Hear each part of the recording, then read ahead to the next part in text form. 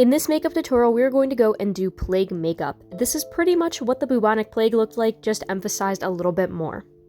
To look the part a little bit more, I wanted to put on this cotton shirt, and this is just from the medieval wear that I have from all the different conventions and stuff that I go to. The bubonic plague started off by going and spreading to the lymph nodes in the neck. So start off by putting down some purple powdered cosmetic. I'm just using eyeshadow and putting it on both sides of my neck, and just having it more intense on one side in comparison to the other. Liquid latex I'm putting right into the middle on both sides, waiting for one side to go and dry a little bit. This other side I'm not going to go and put any cotton onto, but going back to the other side after I've put down a small amount here, I'm putting some pieces of cotton. Now I don't have any boils or anything that I made to go and put onto my neck, but this cotton is going to make it look like the skin is raised and starting to open up in this area. I'm covering up the cotton with some more liquid latex, and then I'm going to wait for everything to dry. Once this is dried, I'm just going and putting down some setting powder to go and pretty much make it so it's not all shiny or sticky. And as this other side dries, I'm making some veins that branch out. From what I read, as the lymph nodes are affected by the bubonic plague, you start to get sometimes this almost branching of your veins that come up to the surface. Of course, you could expect that just because of how the lymph nodes were impacted.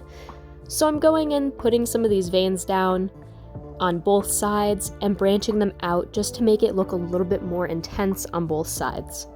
I'm using my finger just to blend this makeup a bit, going back over with some more setting powder on this side now that it's dry.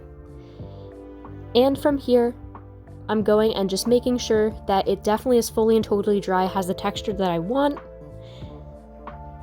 and taking some cosmetic that is purple and putting it over. I'm using water-based cosmetic on top of this, and the stuff that I'm using is the Mayron brand, and really honestly it sticks to latex pretty well. After that, I'm following up with black. Black cosmetic is being put over this because as you would get the bubonic plague, it would make the blood look really, really dark red, and also some of the skin would start to turn black. Then I'm following up over this with some fake blood, just to kind of give a mix of both the black and also the red. And these are actually some boils that I ended up making on a plaster cast that is of my face. Putting latex on the side there and securing them down. I have one that's for my cheek, which is a bit bigger than the other one that I have. This one is for the top of my forehead, which I had to cut off some of the sides, sticking that down.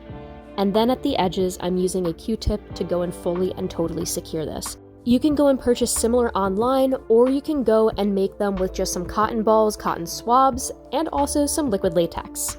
It does take a while for these to go and dry. At the edges, I'm going and blending this with some more liquid latex, and I'm going to let this go and dry. I had to go over both of these just about 2 times, and as you go over liquid latex, you have to wait for each and every layer to go and dry, or it just won't dry underneath and you'll get weird folds. Now I'm using purple powdered cosmetic, which again is some more eyeshadow, and this is going to go and take off all of the shine from the liquid latex or any of the dried latex. After that is down, then I'm going over everything with a darkened red, so this is red mixed with a small amount of black, and I'm really trying to get that into any and all of the crevices here. It's really important that you do this because then you're going to have some of the red that does pop from where the black is that we're going back over all of these boils with. So after that's down, now you're going to go and cover this with some of the black cosmetic that you have. Again, I'm using the Mayron brand that's water activated. It works great with going and covering latex as long as you have it covered with some powder and you have a base down. So I'm just going and using a tapping motion to cover up all of these boils. And then at the edges, I'm using a brush to go and blend this. It doesn't have to be really anything other than messy because it would look pretty messy if it was actually real.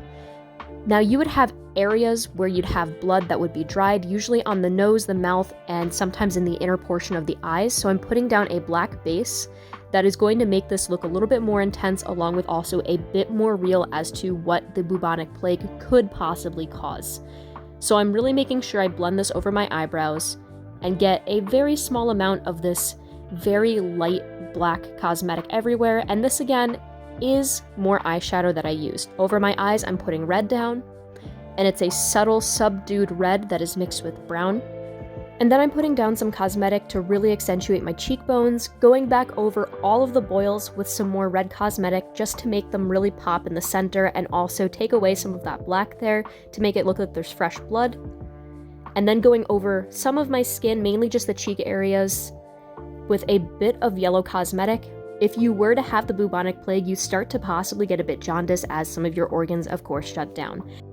Now I'm putting dark fake blood at the corners of my eyes, nose, and also my mouth, along with into any of the crevices where the boils are. This darkened tissue, along with also this darkened fake blood, would be the result of a person's tissue dying to gangrene. The good thing though, because of medical advancements, if the plague does occur, which it still can occur, there's less than 1,000 cases in the United States per year that this does actually occur. It can be treated with antibiotics by a medical professional. And now we know, in comparison to the 1600s and before, that this is spread by bacteria called Yersinia pestis in infected fleas, that whenever they would bite someone, they would get sick with this. Or also in the case of way back when things were not as sanitary, contaminated fluid or tissue. Thank you all so much for watching. Make sure to like, comment, and subscribe.